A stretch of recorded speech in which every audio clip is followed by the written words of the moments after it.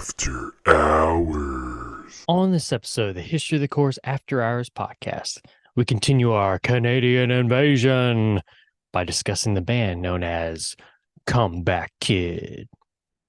Make sure to follow us on Twitter at IsSurvivedByPro for news and the latest episode postings. And make sure to subscribe to the show, leave us a 5-star review, and write us a comment on YouTube or whatever podcast service you're using. Make sure to check us out on TikTok and give us a follow at IsSurvivedByProductions. And if you'd like to see us do some live streams, leave us a comment or tweet us the keyword stream. Now, without further ado, let's start the show. The devil is in Atlanta. Army surrounded.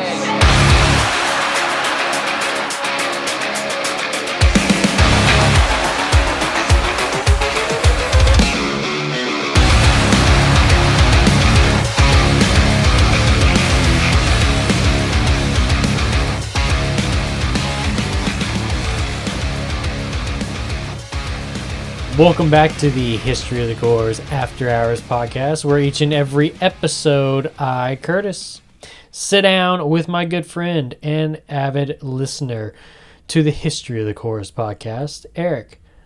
What up?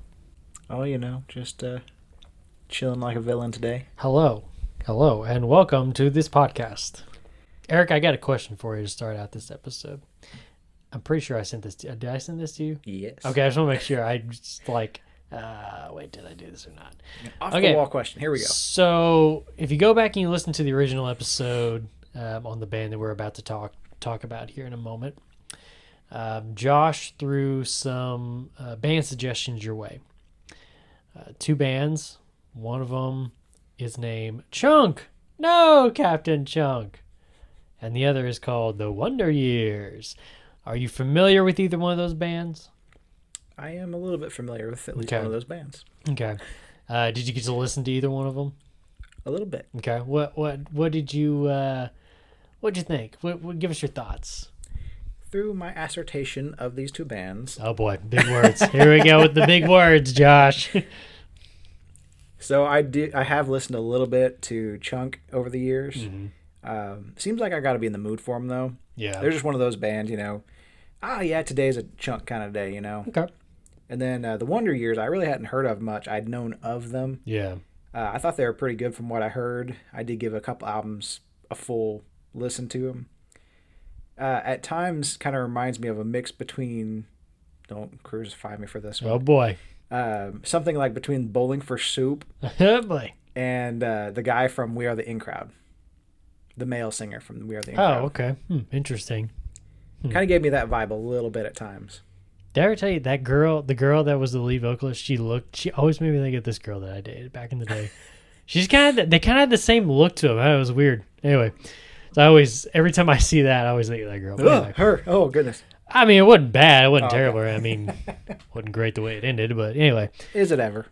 no, my heart was broken. No, This no, is the just kidding. Relationship podcast Welcome with Curtis to and the Erik. relationship corner. Yeah, no, it was all good. Cool. So, Josh, hopefully that answer is suffice. And I can see him on the other line going, I don't know. I don't remember saying that. Yeah. You said, what about Trust me, that's you, Josh. I know you. Okay. All right.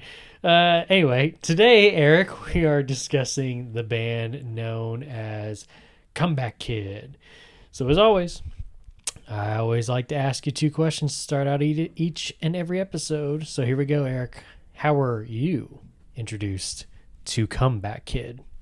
So this one was kind of organic way back in the day. Okay, he found it on his own. Well, I wouldn't say it's on my own. I had a friend Oh. show me the DVD from Victory.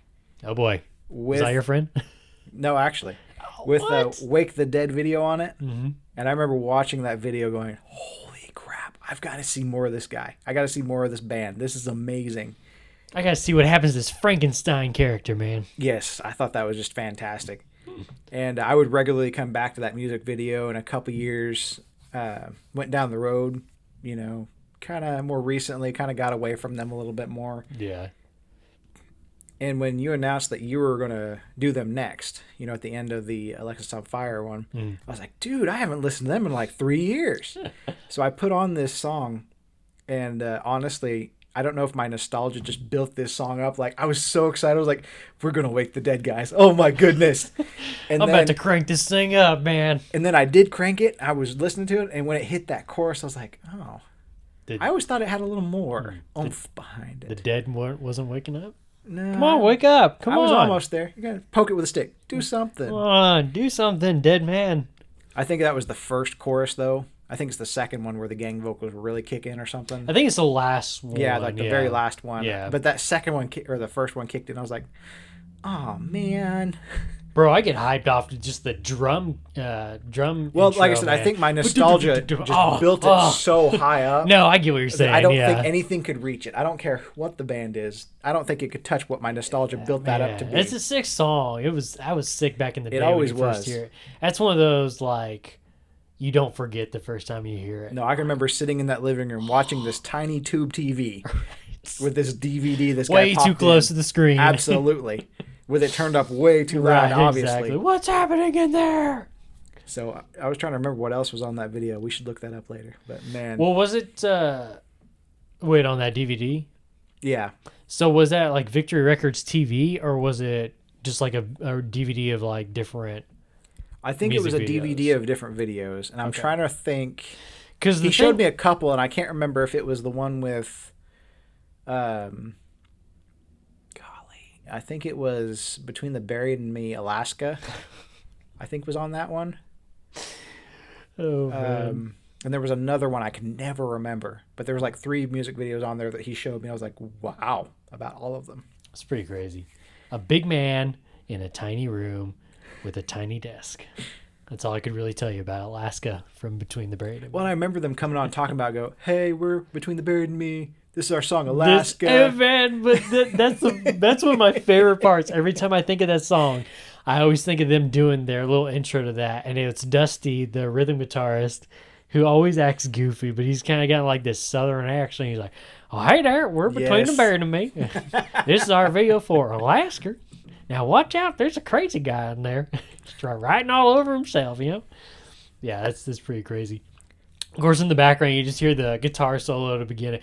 Bow, down, down, down, doo-doo-doo-doo-doo-doo-doo. It's like, oh, God, that's so good. A long time for that one, too. That's a good one. Okay, so this is one of those bands that likes to self-describe themselves, Eric, much like... They're self-identifying, huh? They're self-identifying, as you like to say.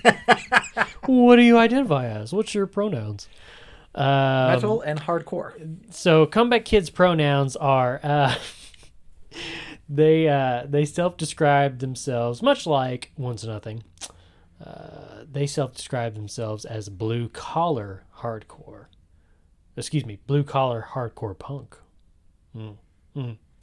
While Josh himself described them as two-step kings.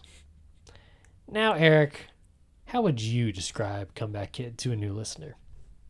Well, I'm not much for dancing. So I don't know if Two-Step Kings tells me a whole lot. Blue-collar hardcore punk may be a good way to explain their sound, but it creates a lot of questions in my mind. But that might be what they want, is to get people like getting on the Googles and going, what in the world is this? Right, yeah. And if it gets somebody thinking, talking, or Googling about you, that may be what they want. Kind of like we talked about in the last episode, everybody's got a gimmick. Everybody's got a gimmick. And personally, I would go simply, as a whole, taking their entire discography into mind, just melodic hardcore. Okay. Interesting. Josh... They get more melodic as time goes on. Yeah, Josh didn't like the blue collar moniker, and I agree with him after some little discussions about it, because we always set 1-0 as the standard in terms of blue collar, because those guys were truly blue collar. They worked at construction jobs and, blue collar work during the day, and then they'd come home and they'd play their music. Grab their guitar and shred on it. And it was blue collar metal, man. But yeah, so this one's a little interesting. Is like, okay, I wonder why they call themselves blue collar hardcore punk then. Just kind of interesting. I mean, you already brought it up. So let's talk a little more about it. Let's start a discussion with what seems to be their most known album, Wake the Dead. Now, you talked about the song by itself, but as a whole, what do you think about their sophomore album, Wake the Dead? I do think it's their best known album due to the fact that Victory put a lot of weight and a lot of money probably behind them. Yep. And in doing so, that made a really popular album. It got me into them to begin with, Right. Among a bunch of other people I know. And I still go back to it. It's still a great album. Well, being their first one on Victory, I mean, they showed their worth on their debut album on Face Down Records, and immediately was picked up by Victory after that. So I'm sure Victory was like, yes, this is the Please, thing. yes. We need to push this. We need to push this. So I agree with you on that. It's definitely their, in my opinion, and you just said it too, but definitely their most well known. Kind of like what I said earlier about Alexis on Fire. You know, when I say Alexis on Fire, what do you think of? You know, this could be anywhere in the world. You know, it's like bang every time. Gonna be Crisis, basically. Right. When I say Comeback Kid, I always think Wake the Dead. You know, so Just don't even think about Wake the Dead. yeah, exactly. I don't even have to Wake the Dead. So at that point, for those first two albums, they had vocalist Scott Wade in the band. He would leave after Wake the Dead. Guitarist Andrew Neufeld would step in on vocals. Do you have a preference on vocals? Do you like one more than the other? Are you okay with both?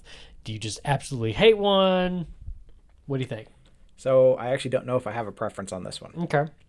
I think they both have a good sound, and they're similar enough that I don't feel like they need to change band names. Okay. When we lose Scott Wade and we get Newfield is more post-hardcore-ish in my He's got estimation. more of a rough vocal tone. Right. It's not quite almost like we talked about a few episodes ago, the hollering. It's like growly. Yeah, there's a little bit more screamo-ish vibe to Yeah. it, I guess. Yeah. And then,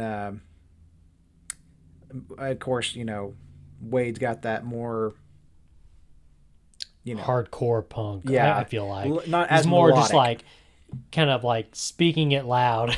I guess you could say. I don't know. Yeah, it's not melodic. Yeah, I would agree with that. But for me, it's like trying to pick between Anthony Green and Cove Reber of Seosin. Oh yeah. And for a long time when I was younger, I didn't know that it had changed.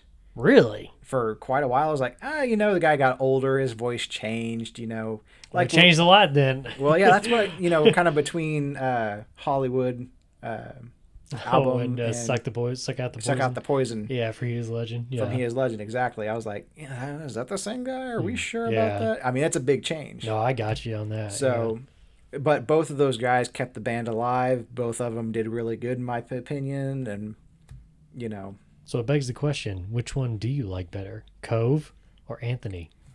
that is really a hard question. On Seosin, for the people who are listening at home. That is a really, really hard question. Actually, They're both really good. I both enjoy. Actually, or I most enjoy people are both going of to them. pick like Seosin's earliest album, is it self-titled or Come Close, or there's so many EPs I can't even remember anymore. Translating the name is the original one that I know of with well, Anthony. I mean, Are you talking about their full full length? LP, yeah. Isn't it the one with the Beetle on it? The Beetle. Yeah, kinda I can't remember squished. what it's called. But yeah, that's the first one with Cove. Most people on are it. going to probably pick that one. Mm-hmm. Actually, I like the next one with the clock on the front. Oh, okay, yeah. Alarming Sound of a Still Small Voice. Yeah, Still there you love go. that song. Oh, that is such a good song on there. And that whole album's fantastic too. And then they come back, and what is it, the Silver String? No, it's along the shadows, I think is what it's called. Well, that song is called Silver Oh, String. you're talking, and yeah. Oh, yeah. When they yeah, came the out single, with that was yeah. the EP. Yeah, or the who single. holds the silver string, buddy? I was like, oh man. man. My God, this they're is back. fantastic. So, I mean, I don't know that I can pick between the two of them. I know they are different now. I definitely see the difference. Oh, it was But- okay, so that first album was self-titled.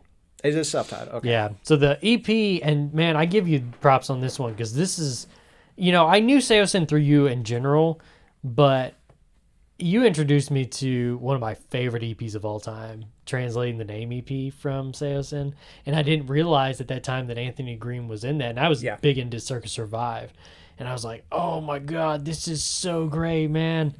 And I remember when I first listened to that, I probably played it like to death about 1,000,000 times in like a week's worth. What is there? There's not that many songs. Like there's only like 5 songs on I think it. it's 6. So yeah, And it goes quick, man. But it's such a good EP.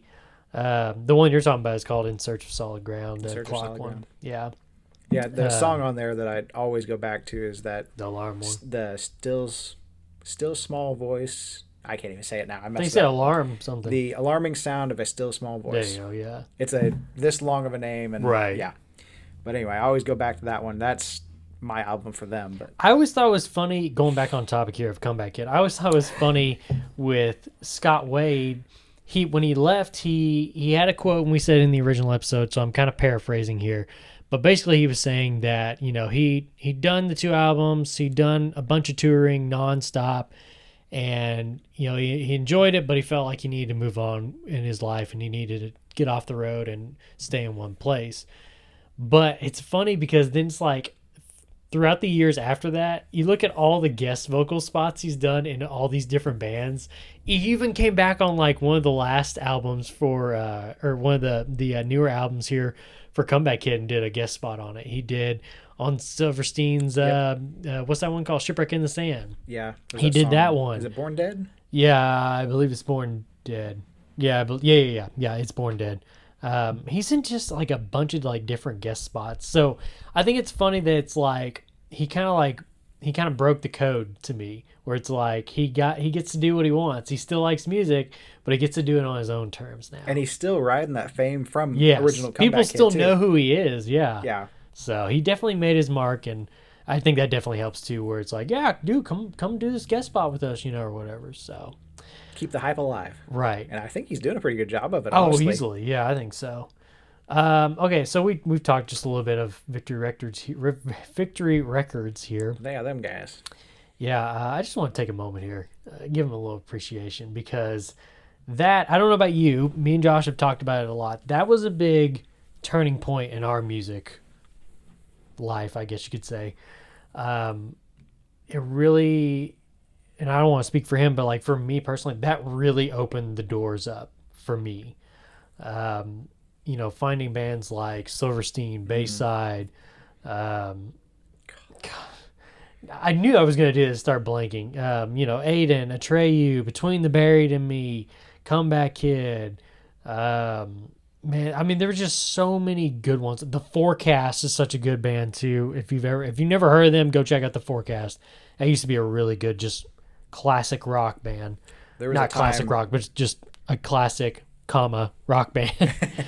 There was a time when early high school time for me, if it was on Victory, I was probably going to like I was it. about to say, yeah, that was one of just those where it's like, generally you just listen to speaking, all of it on there. What's the label? Victory? Cool, put it on. Yeah, gonna be great. that was funny you say that, because I remember being back in high school and be like, oh, who's this band? So and so. What record are they on? Or yeah, oh, they're on Victory. Oh, definitely, bro. Let's go do it right now. Put it in the car. Let's do it. Yeah, just so many good bands that came from Hawthorne Heights. How could I forget? yeah. Because Wow. that, thanks to them, that's how I found all these bands, because that's where I got my DVD from, my Victory Records TV DVD from.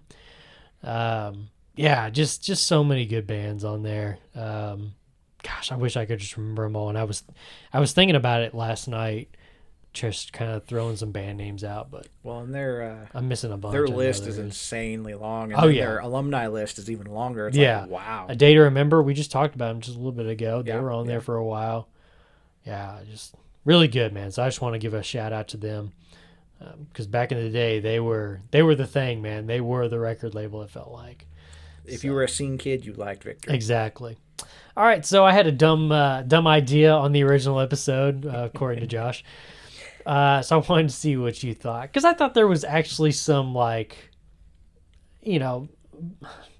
I felt like it was a decent idea. I mean, I get what Josh is saying on this idea being like, well, my idea was a post-rock instrumental band meets no vocalist, only gang vocals, kind of shtick for a band idea. So basically what I'm saying is you got a band, let's just say a 5-piece, or let's say a 4-piece, 2 guitarists, a bassist, and a drummer.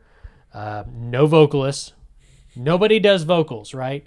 The only time you ever hear any vocals is it's just gang vocals. It's just like a quick little, whatever, couple of words. But it's more like post-instrumental or post-rock instrumental, like meeting kind of like that hardcore, gang vocal vibe or whatever.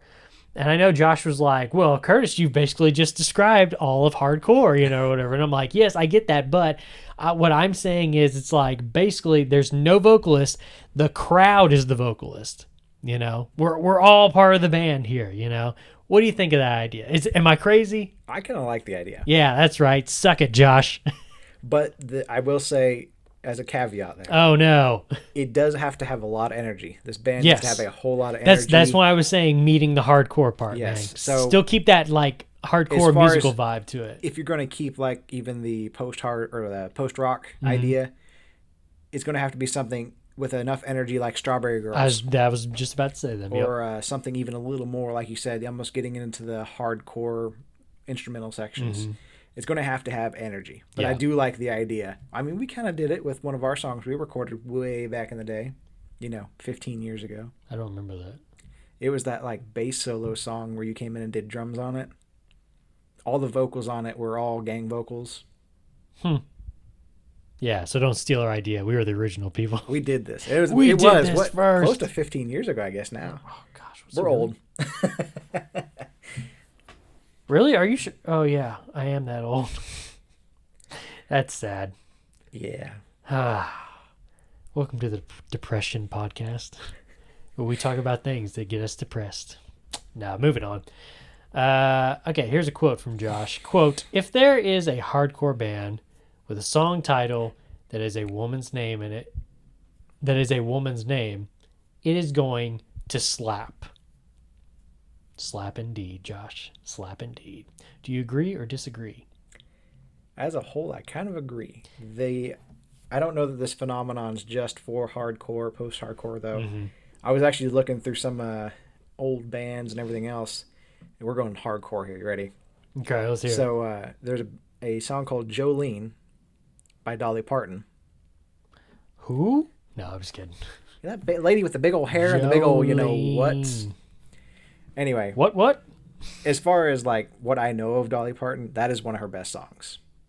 I think it's probably like more one of her well-known ones. It's probably the most well-known. That's one I always think of when I hear Boston. If you don't know that band, check them out. I'm sorry, buddy, but that song has been ruined. You know which one I'm talking about. No, we're not going to speak that name, but that song has been ruined. Not that one. Although that one's and more I love popular. that song so freaking much, but the name. Can you change the name, Boston, please? But they have a song called Holly Ann. Oh yeah, okay, yeah. Yeah, not the one you're thinking of. Yeah. And Holly Ann's a great song. I love the way it starts. Dramatic. And it rolls into this, dramatic whatnot. Oh no, I said traumatic. Oh, not that one. And I wasn't talking about your song. I was still living my days out here. Anyway. So, whoa. Let's see, where was I here? You're talking about Boston, yeah. Kiss has a song called Beth. Probably one of their better well-known songs, too. And it's great. It's weird for them, for that matter. It's kind of acoustic-y. It's a really soft song. It's got piano going on. But as a whole, yes. Norma Jean has Anna and Corrine. I think Corine's a girl's name. Who knows? Oh, I think you're right. Ashley from Escape the Fate. Now, we're going to break the mold a little bit here. Eyes Set to Kill has a song called Ryan. I know it's a guy's name, but it's the name of a human being. Great. Equality. Now we're bringing in guys' names. But in general, it seems like if you have the name of a person for a song, it's likely going to slap. I got to use the name. Use the words. But I like the idea. I think it would end up being like Oprah giving out cars, though. And you get a song. And you get a song. Hey, you get a song. Hey, you over there. Look underneath your seat. You've got a song. What's your name? God. Oh, Cindy. That's a perfect name for a song. Next song is going to be Cindy. This next song is called Bob. Now let's get crazy. Yeah. So that's kind of my feeling on that. As a whole, Okay. if it's going to have a name of a person, it is pretty good. Okay. What was it? Who had their album funded by a crowdfunding thing, and then they named the songs after the biggest givers? Oh, that was O Sleeper. Oh, Sleeper. They did that on the first song in that album. They named it off of the Now biggest Foamy or whatever. Yeah, some and that's a good foreign song. name. Yeah. So I mean, that's another one I was thinking of, but yeah, you're good. Let me piggyback off of the last idea I have. I'm gonna throw in there now with that post-rock instrumental / hardcore gang vocals only band. They're only going to have only women name song titles because every song is going to slap. And I think even like let's see here. I think their albums should just be titled after women's names, and then just like each album artwork is just like a picture of that girl, just like a a normal headshot picture. Yeah. Yeah. Hey, yeah. And that's it. Yeah. Breaking the code, bro. We got this. Cheating the system. This is our $1 million idea right here. Yep. Alrighty. I don't know if you noticed, Eric, but they're in the few bands that me and Josh have talked about on the History of the Course podcast, there has been a lot, and I mean a lot, of member changes throughout the years on some of these bands. I think there's only been let's see, have we even hit one yet that there wasn't a single band member change? I don't think so. I could be wrong. I don't think we've hit that yet. Thrice is coming, so that one you can guarantee there's no member changes to that one, which is funny. I think even Silverstein's had 2. Yeah, I was about to say I think the least we've had is maybe like Silverstein with 2. There may have been I feel like there's one out there that only had like 1 that we've talked about. I can't remember which one that would be. But anyway, it's not them. So yeah, it's talking about member changes. Josh has a quote here. He says, quote, "Start a band with people you actually enjoy being with." So give me your thoughts on the constant member changes that occur throughout Comeback Kid's history. And is it... Oh, this is the one I was talking about earlier. Okay, and go ahead and give me your thoughts on the constant member changes. We'll start with that. I mean, starting a band with people you like. Yeah. Shouldn't that be the prerequisite? I mean, I think so. And then shouldn't that just not be a wild, crazy idea that's out there? Because isn't it supposed to be about chemistry? I mean we want to write good songs here, right? I mean, if you've got poor chemistry in the band, you're going to end up having, I don't even know what kind of awful band would be out there that probably didn't make it because you'd have Nickelback. No, just kidding. At least they can make a cohesive sound. Nickelback core. Yeah. But, yeah, I mean, just shouldn't that be a prerequisite for the whole thing? Yes. You like each other, you have a good time together, you enjoy each other's company. Hey, you can play an instrument, I can play an instrument. Maybe you don't even play instruments like AFI. Let's get together and do this. Let's just do this, man. Let's just do this. Yeah. So I will say constant member changes usually means a change in sound. Not always, but usually. So it can be a driving force forward or an anchor straight to the bottom. Ooh. And as a whole, I feel like Comeback Kid kind of kept moving forward for the most part. I don't feel like they ever sunk on me. I don't feel like they ever did. I mean, they might have had some flat spots, but they never went down. Right. They keep reaching, a little higher as they go. They kept going up, but at certain points, you probably just kind of flatline almost. Yeah. You never go downhill. Yeah. Yeah, I don't feel like they just dropped off the edge of the earth and was like, nope, never going to listen to that again. So I had mentioned it in the previous episode, but is this the weirdest or / most specific reason you've heard of a band member leaving? The drummer, I think it was the drummer, I shouldn't even say that, but a member at one point for Comeback Kid, Kyle Profeta, left the band to focus on culinary work in South Africa, to which Josh commented, quote, "Random as hell." So is that one of the weirdest or / most specific reasons you've heard for a band member leaving? Or do you have a story of some other weird one? That's pretty close to the top of the cake. And it's not even, and it's not even the fact that we're just like, oh, culinary work. What are you doing, man? You idiot, throwing it away. Not even that. It's just like metalcore, very specific though. To South African culinary, right? That's a hard left turn. I mean, I think one of the founding guitarists in Silverstein left the band to go to school to be like an engineer or something like Yeah, that. I can't remember what kind. That was always the Yeah. story I heard. So that's cool, whatever. But this one's just like, hey, I mean, you could have just left it like, hey, I'm gonna go to do some culinary work. No, I'm going abroad. I'm going all the way to South Africa. I'm getting as far away from you people as I can, and I'm gonna work on my culinary work, and I'm gonna be somebody, man. You'll see. You'll all see. I'm gonna be somebody. I'm gonna be the chef, the real one, man. Not that Gordon Ramsay crap. Yeah. So I will say another one that really caught my attention is the guy from Alexis on Fire. Ran off to become a firefighter. Oh, the firefighter. Yeah. That one's pretty What funny. even? It was my dude, dream. That's cool. That's your passion. But what? I mean, I guess it could be worse. You'd be like, yeah, guys, I'm leaving the band. I'm gonna go pursue my dream to be one of the Thunder from Down Under men. So, yeah. Anyway, yeah. So, just interesting. Just kind of really specific. I am doing this, and I'm going here to do it, far away from you all. Eric, tell me what the point is of the Beds Are Burning EP. It's a 2-song EP released by Comeback Kid right before their newest album, Heavy Steps. It consists of one cover and one throwaway single that we never hear of again. What's the point?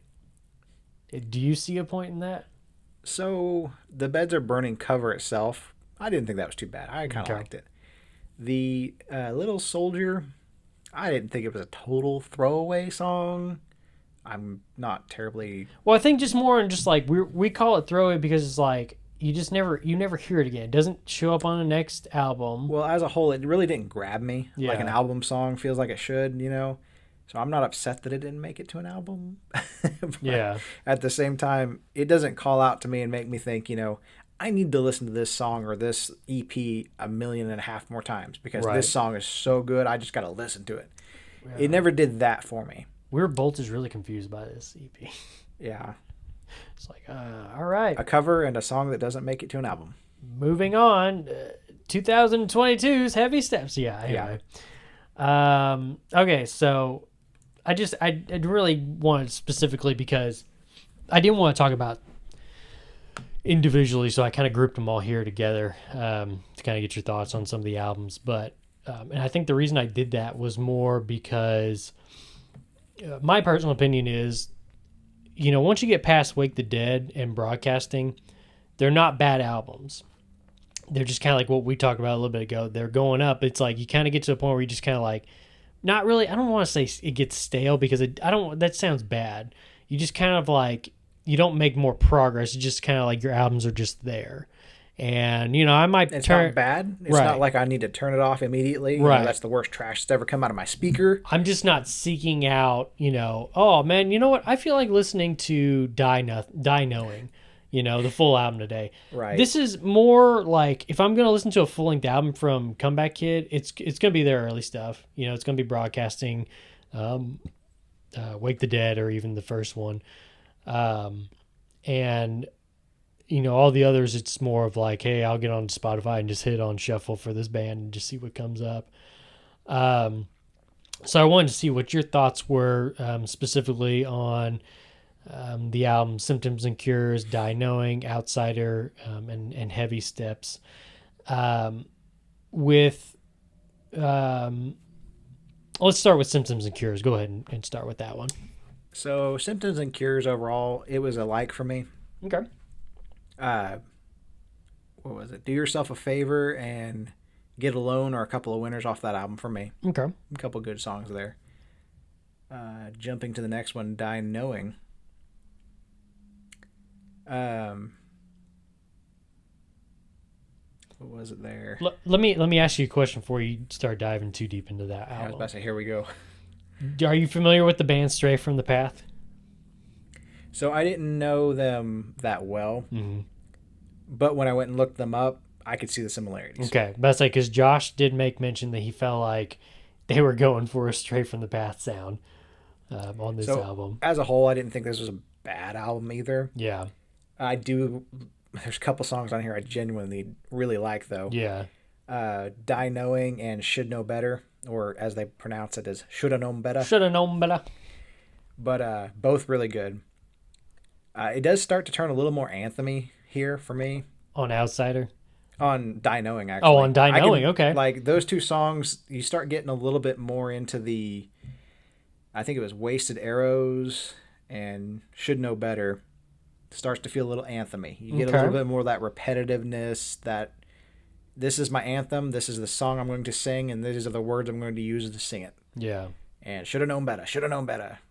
Wasted arrows, wasted arrows. That it gets a little anthem-y there. Now, Outsider. Do you think they carry that over into Outsider? Outsider gets more anthem-y, okay, in my opinion. Okay.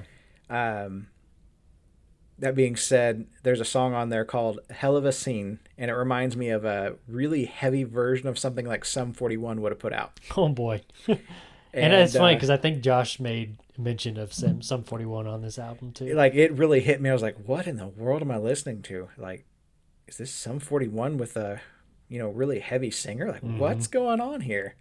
I mean, heavy singer for them. Right, yeah, I know what you're saying. But, anyway, like the song Still Waiting. Mm-hmm. So am I still waiting? But it's got that bounce to it, kind of the same way. It was really strange to me. Like, listening to it, I'm like, oh my goodness. This is weird. Just reminds me of, like, who put on a Sum 41 album? So makes you think of middle school? Yeah. Back when I was into things that didn't slap so hard. Sum 41. We had less music to listen to back then. Yeah, I was going to say, it was more, yeah. But anyway, as a whole on Outsider, it's okay. Definitely not my favorite. Okay. Heavy Steps. This one reminds me of Vanna's album Void in the way that... Oh. I think it was Void. Where I said it felt like they were trying too hard. Because I absolutely just in that hated way. Void. I mean, not musically or anything, not as a whole anyway. But I just didn't like... It just felt like they're pushing it. Okay. When you push a fart too hard, it turns to a turd. Now, Heavy Steps is not fully there. Yeah. Not like Void was.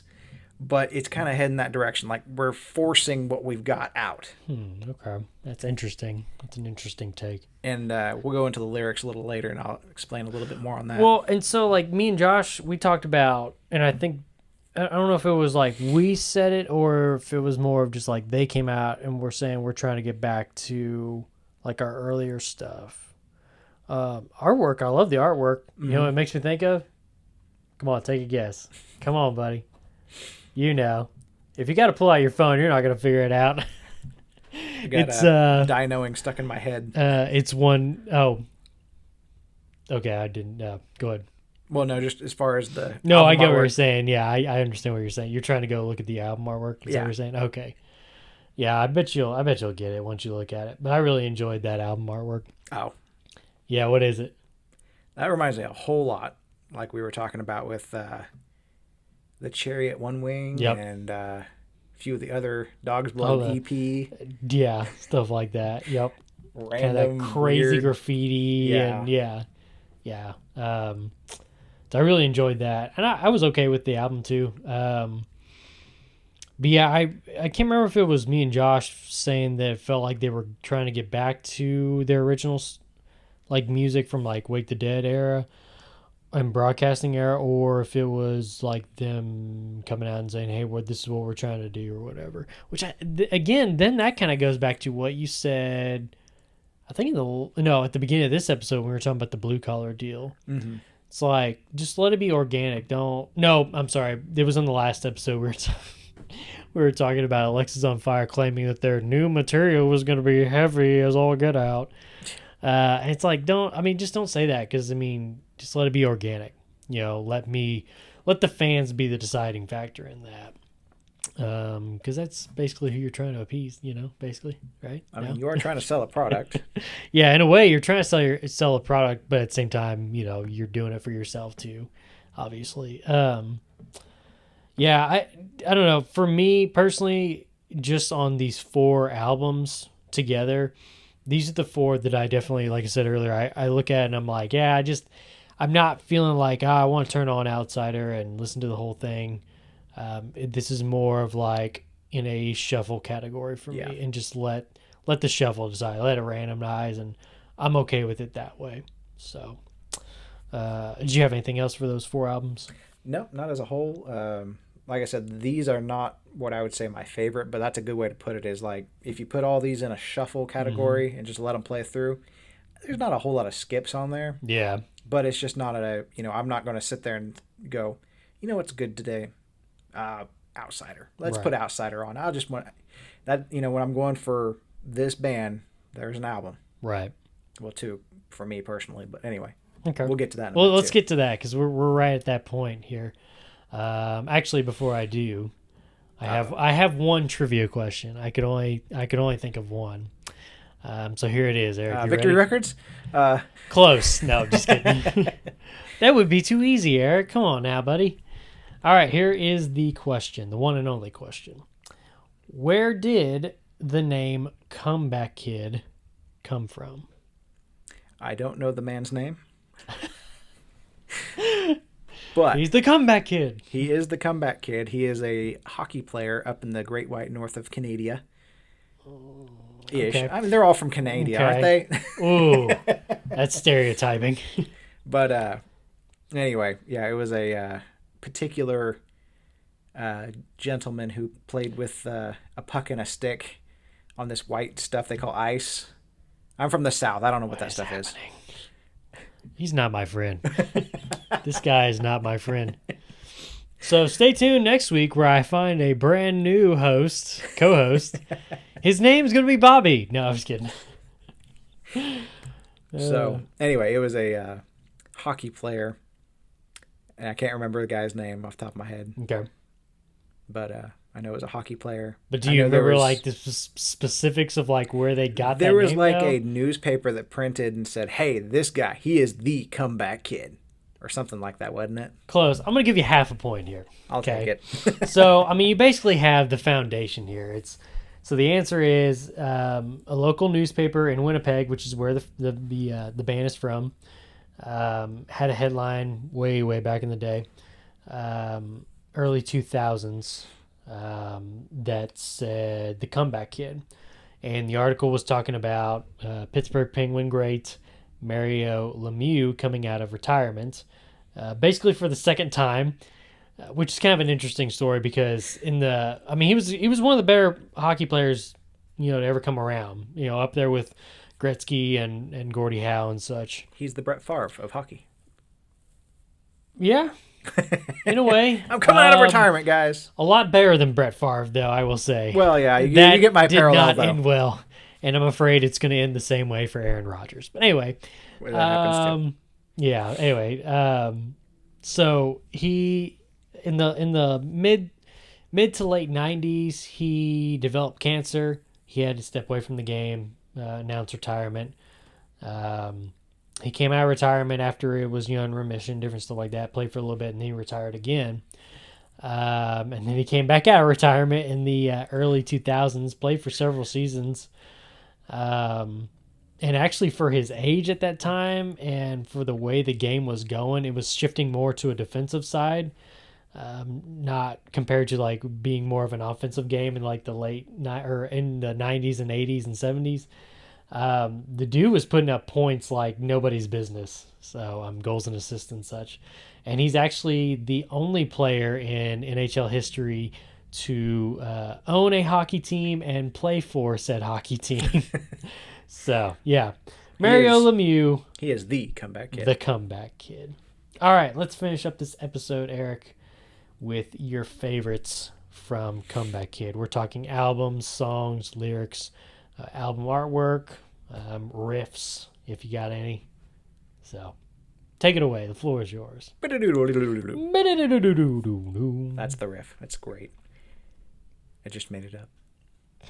Which one's that? Oh, it's the one I just made up, right? No, it's Wake the Dead, bro. Come on, man. Oh, I see. Yeah. That's the one that doesn't have my nostalgia mixed in, right? Exactly, yes. Anyway, go ahead. So this is some lyrics off of Heavy Steps. Everything Relates. is that song. Okay. And it literally says, everything relates to everything. Everything relates to everything. It's coming undone. Things you would not believe. Everything relates to everything. And that's kind of the way I feel about that album. It's a little repetitive, but That's what I was saying. It gets anthem-y, and it's a little bit on the nose. Okay. So, and that kind of, I was looking through some of the lyrics on that album as a whole, and I'm like, that seems to be kind of an overarching theme. Is a little simplistic, very on the nose as far as the name, plus what we're going to be singing about, Anyway. Well, you know what they say, Eric. Nose goes. Oh, snap. Oh, snap. So, Remember we used to do that back in the day? we would just look at each other and quietly touch the end of your nose. The girls would be like, what's happening? I still do that with people today, man. Anyway, go ahead. So the next one here, as is no surprise to anyone, is from Wake the Dead. What? This is our city of the dead. Another life holds its weary head. We hope, we try, we live, we survive. Counting days, trying to get by, waiting for the calling, anticipating in the air. We hope and dream of the difference. A little bit further down there. It says, you said, you said, you said. This time was going to be different. Wake up the dead. And then we repeat that a couple more times, and I get really hyped. And Yeah! so, Cool. And then from Die Knowing, shoulda known better. Should have known better. Adamant, tunnel vision view. Backed up in a corner, now I'm stuck because I shoulda known better. Take the rap, suck it up, because I shoulda known better. I should have known better. I should have known better. That's a little anthemy, but I do like that song. Yeah. So, getting into the favorites. Album art, I gotta say Die Knowing, actually. It's an interesting anatomy there. I really like it. Human anatomy. So, it almost looks like a grim picture of enlightenment to me. Okay. Okay. We're going to dive Interesting. deep, ready? So, it wouldn't be all flowers and rainbows if you were enlightened. All that stuff behind his head where it's True. just like you have the knowledge of the entire world going on.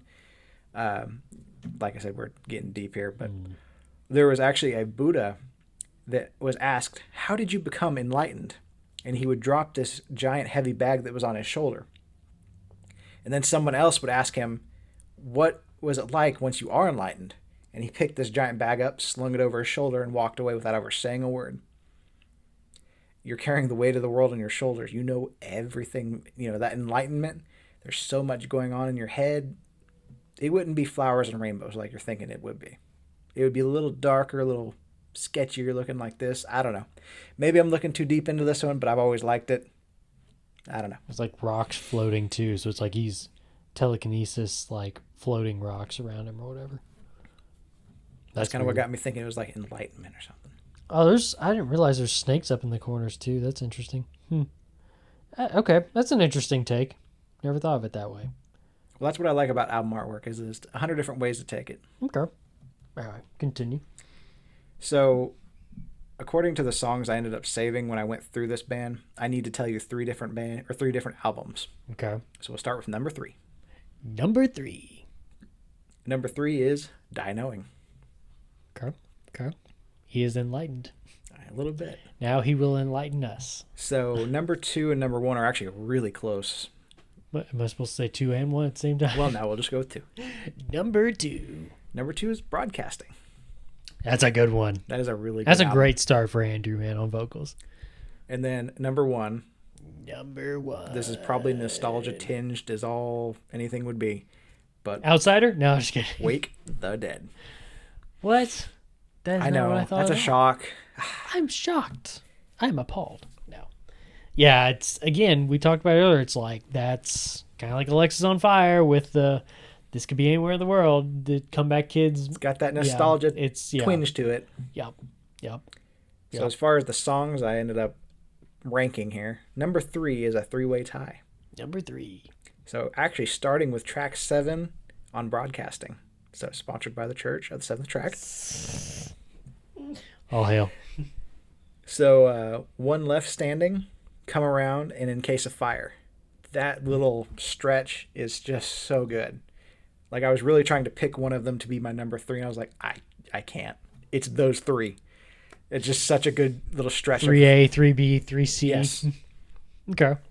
Number 3A. Yeah, I'm never upset when that little bit comes on. You know, it's like, whew, Yeah. the hype. That's good. It's always good to have, those group of songs like that, man. Yeah. Oh, yeah. Usually for me, they end up being at the very front or the very end of the album. Okay. But this one's a little bit different. It's kind of that middle-ish spot. Yeah. So, anyway, it's number 2. Number 2.